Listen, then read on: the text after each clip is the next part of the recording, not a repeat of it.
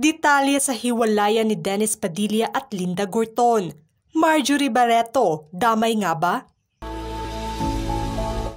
Ibinunyag ni Dennis Padilla na hiwalay na sila ng kanyang kinakasamang si Linda Gorton. Nauwi umano sa hiwalayan ang mahigit 2 dekadang pagsasama nila ng kanyang Australian partner dahil na sa problemang pinansyal at hindi pagkakaintindihan.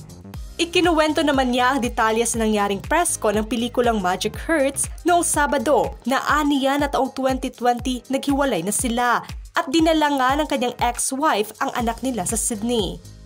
Ayon kay Dennis, na nagsimula ang relasyon nila ni Linda noong 46 years old siya, habang 23 years old naman noon si Linda. Kinumbinsi naman daw niya ito na manatili at manirahan na lang sa Pinas kasama siya.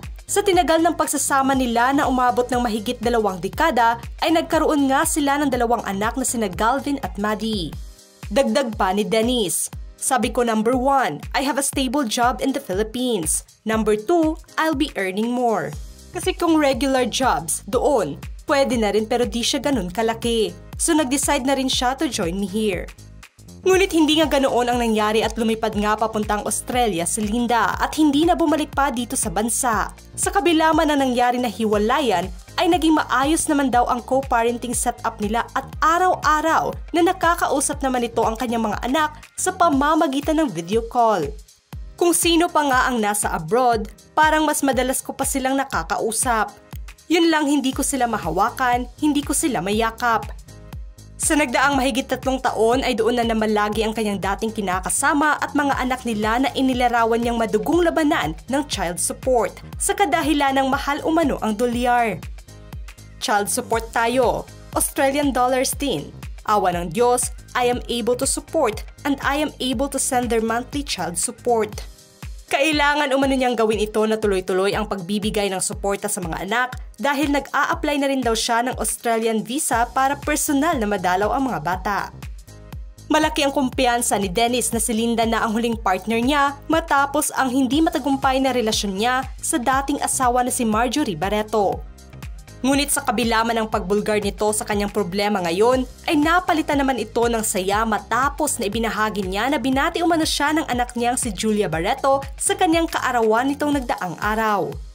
Naluha umano siya at muling nakatanggap siya ng pagbati sa kanyang anak at nagbukas muli ang komunikasyon nilang mag-ama. Umaasa naman ito na balang araw ay makakausap rin nito ang iba pa niyang mga anak. Dahil sa hiwalayan nila ni Linda ngayon, inamin pa ni Dennis na ayaw na niyang maulit pa ang nangyari sa relasyon niya sa mga anak nila ni Marjorie at nais na niyang baguhin ang takbo ng relasyon niya sa mga anak nila ni Linda ngayon. Kumbaga, yung mga dati mong nagawang pagkakamali o pagkukulang, sana mabawi mo ngayon. At awa ng Diyos, tuloy-tuloy ang trabaho, so tuloy-tuloy din yung suporta. Inamin naman ni Dennis na usaping pinansyal nga ang problema nila noon ni Marjorie, kung saan hindi siya nakapagbibigay ng sustento at suporta sa mga bata. Na siyang rason ng problema nila hanggang sa ngayon. Ayaw na rin niya na maulit pa ito kung saan magtatanim ng sama ng loob ang mga anak niya paglaki. Natuto na umano siya sa kanyang pagkakamali na hanggang sa ngayon ay pinagsisisihan niya.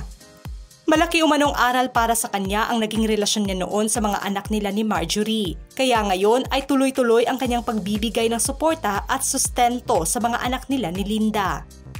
Samantalang panalangin naman ni Dennis na balang araw ay papayagan din siya ng kanyang dating asawa na si Marjorie na makausap man lang ang mga anak nila, tulad ng setup niya ngayon sa mga anak nila ni Linda. Ano ang masasabi nyo sa paksang ito mga ka-showbiz peeps? Just comment below.